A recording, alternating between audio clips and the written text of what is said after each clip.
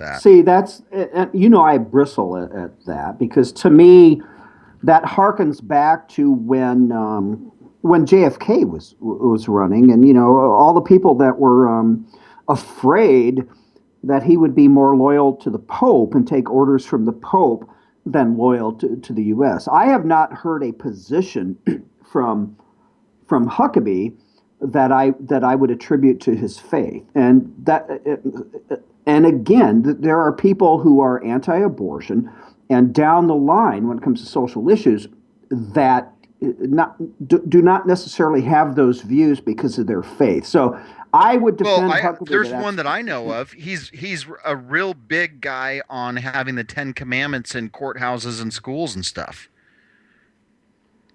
Uh, Huckabee. yeah, and that would be something I would totally not be on board with at all. Yeah, you know what? I mean, I don't know. I don't know. I'm talking more about policy. Making policy decisions or having views as to way the government should be run or whatever have you. I just don't see it. Listen, I mean, yeah, I don't know. We'll just have to agree to disagree there. But if you remove, for argument's sake, if you remove his faith from his positions, if you can, is there anything else that he supports that you don't? You know what? Not I don't know. I don't know enough about his positions. My suspicion is that he's a big government conservative. No, I don't. no. He's a small government conservative. Okay, well then that would be a thing. I mean, yeah, I mean his support of the fair tax thing, totally on Hmm. board, man. I mean, I Exactly. think that is the solution to one of the single biggest problems facing America today No question. is scrapping the IRS completely and having no income-based taxation. Exactly. And he's not only that, he's small government. He's strong supporter of the military. We need to, the way you prevent war is by having the most kick-ass military on the planet. I think if you go down the list, Michael, of his beliefs and his positions, I think you'd agree with most all of them. Setting aside again, the argument about the Ten Commandments in courthouses or whatever. Right.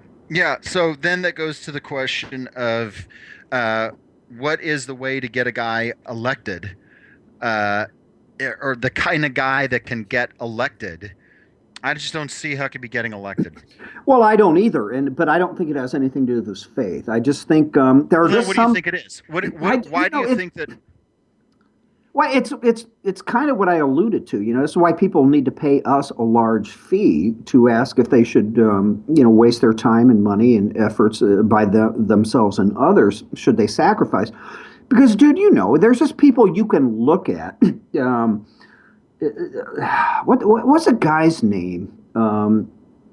2000, 2008 maybe, doesn't make any difference. He's just from somewhere out west. Guy was a stellar governor somewhere, had done all kinds of great stuff. You knew you knew there was no way he was going to be elected. You knew there was no way Ron Paul was going to be elected. There's just the X factor, as Simon would say, that you just look at somebody and you just know it's not going to happen. I just think Mike Huckabee is one of those people. Rick Perry is one of those people. I don't know, just a gut. Yeah, and I think Santorum is another one of those. Exactly. It's just not going to happen. Yep. Yep. So again, this is why we should actually invite these potential 2016 candidates to call into the show, and we could just do this live on air. We just all right, dude. Here's the reality. So, Mike, love you, dude, but go back to Fox. It's not going to happen. Yeah. Yeah, I think so too. And here's the other thing. Just this analysis for him to say, if I left the show and don't run for president, I'm the dumbest man alive. Right. But, there's no announcement. I still have to talk about my family and all that. So you're saying that not running for president would be dumb to leave the show, but he left the show because he's thinking about talking to his wife about running. I mean, if I were the wife, I'd be like, what? I mean, Dude, I it's don't just know. it's the kabuki dance. I mean, Jeb Bush doing the same thing, right? He's not officially announced, but he has established a PAC. He has resigned from all the boards on which he served. This is just this is the pregame warm up, if you will. This is what these guys do, Yeah, see, and I see all that stuff, and it just to me says fundamentally unserious. It says symbolism over substance. well, It says game playing. I mean, what a game. Well, if I don't run for president, I've got to be the dumbest man. Well, there's no well, announcement. no, I but mean, listen, it's politics just in like, an screw you. yeah, politics in and of itself is a game. And again, I said it's a kabuki dance. I mean, just the fact that, I mean, why do you think that Romney now, and I predicted this when he was saying no, is I guarantee you the dude's going to run. He's at the top of all, of most all polls in terms of who Republicans would like to see nominated. But it's the dance, it's the pregame. But what kind of threw a an early monkey wrench, if you will, into the mix here was Jeb announcing that he's yeah, probably kind of gonna think about running, right? So that kind of stepped up the timetable. That's why Romney's making his announcement. Why Huckabee? The whole thing is it's positioning, but that's politics. I mean, it happens on both sides, and it's happened forever. Yeah, exactly. Yeah, Dan Fitzgerald, he just texted us or tweeted. Jeb Bush, I'm announcing that I am thinking about running. Right. Exactly. And my response to that is the letter B, and then the letter F, and then the letter D. Exactly. You know what? Speaking of Romney and Bush, I mean, we were talking about global warming before last segment, and Mitt now has done. This is the headline. I got to give credit, but on Weasel Zippers, Mitt Romney does the rare triple flop. Global warming is real and a major problem. Did you see that? I did see that. See, that's why, good Lord, Mitt Romney. Okay, so prior to 2012 bid, he wrote a book, 2010, No Apology. He called human activity. No, okay, so yeah, this is the first position that came out. 2010, his book, From Mitt. From Mitt, yeah. Right. The book, No Apology, called human activity a, quote, contributing factor to melting ice caps. I believe, based on what I read, that the world is getting warmer.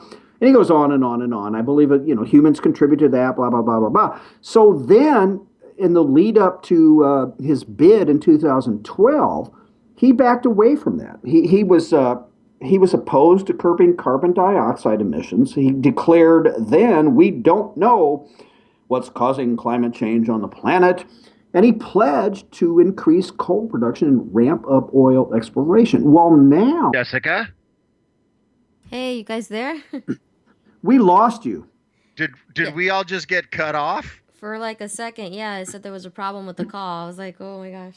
We Okay, but got we're cut on off now. from We're you. on. So I'm guessing we didn't stream. When did you last hear what I was saying? You were in the right in the middle of the of saying like that it was the second flop basically, and now Yeah, he's you went to the changing back first over. flop and then the second flop. Right. I just want to know where she Yeah. lost us. So again, okay. So first, he believes that humans cause global warming, and then in the lead up to the election 2012, he reverses it and says no. Now he's reversing course again, and he was Michael. You heard this, but he just in California this week, he's saying that that yeah that humans are responsible for global warming. So he's done as Zip calls it the rare triple flop. I mean, he makes John Kerry look like an amateur here in flopping. Oh my gosh. Yeah, send me that link by the way, Mike, because Zip doesn't have it up. Um, I which will. brings up two other things, by the way. Speaking on the presidential thing, we need to talk about what Zip has up about Scott Walker because I love him. Oh, Uh, absolutely. Yeah. and Go. now this is brand new since we've been talking about it. According to Reuters, John Kerry's not meeting with Netanyahu. The State Department's not going to meet with Netanyahu when they're here either. Did you see that? No, I didn't. But Netanyahu could go knock on the door of, but they could see him coming up in a limo, and they would lock the doors. He could knock on the door and personally call Kerry and or Obama at the White House. They would not. They turn the lights off. They pretend they weren't there. Well, here's the thing: is if you're Bibi Netanyahu, and you've got a list of people that you want to see in Washington D.C., who I got to go with, who I got to meet, who I'm going to not meet with, who am I going to talk to? How far up on that list is John Kerry on the got to meet with list? Well, I mean, he should be at the top because Imam Heinz Kerry, knows. There's no one who knows more about Islam and its true intent than the Imam. So I would think that Bibi, I would think that Bibi would want to talk to the Imam to get a better, deeper understanding of what the peaceful religion is really all about. Dan just commented on Rick Santorum, Rick Perry, and Mike Huckabee. These guys are why nobody trusts the GOP. Well, I think he's right. And, the GOP also has this habit, we've talked about this before as well, of playing whose turn is it, and I've said this before on the show, but when I was at CPAC, there were a group of us bloggers who were invited into a relatively small session. I think there were 12 or 15 of us in there to talk to Ted Cruz. And I asked him the same question. Ted, do you have any confidence that, it was Senator, I didn't say Ted, that the Republicans will not play whose turn is it again this year? And he just kind of smiled and said, I hope not. And then he gave a very articulate answer. That's exactly what's happening. We got Romney coming back. We got Jeb Bush, not a retread, but it's the same old, same old. Well, hold on a second. I'm grabbing my John Huntsman for President bumper sticker. That's the guy I was thinking about when I couldn't come up with the name. Yeah, there you go. So again, these people just need to call us. I mean, they can private message us if they don't want us to embarrass them online. But I'm telling you what, I'm still going to stick by my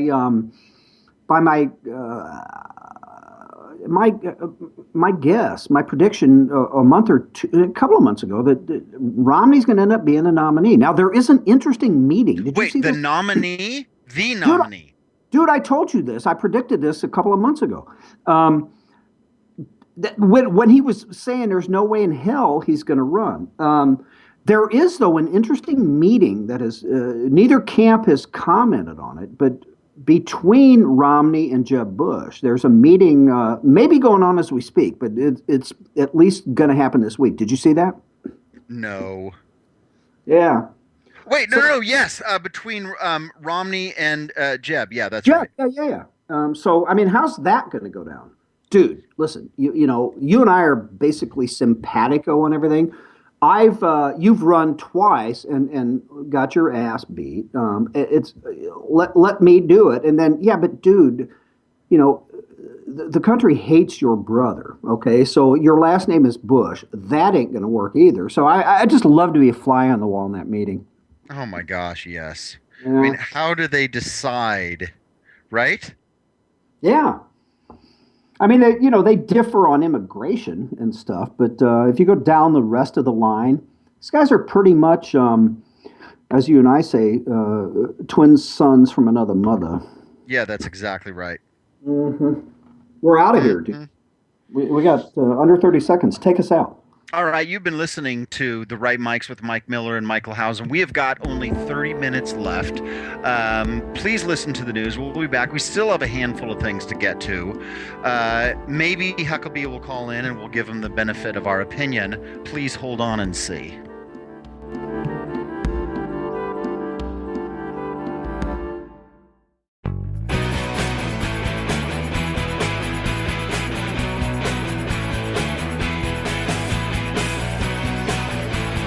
This is Lachlan Marquet of the Washington Free Beacon, and you are listening to Vigilant Liberty Radio. The ass says he doesn't have a horse in this race, but Retractor knows he does. Now he's got egg on his face.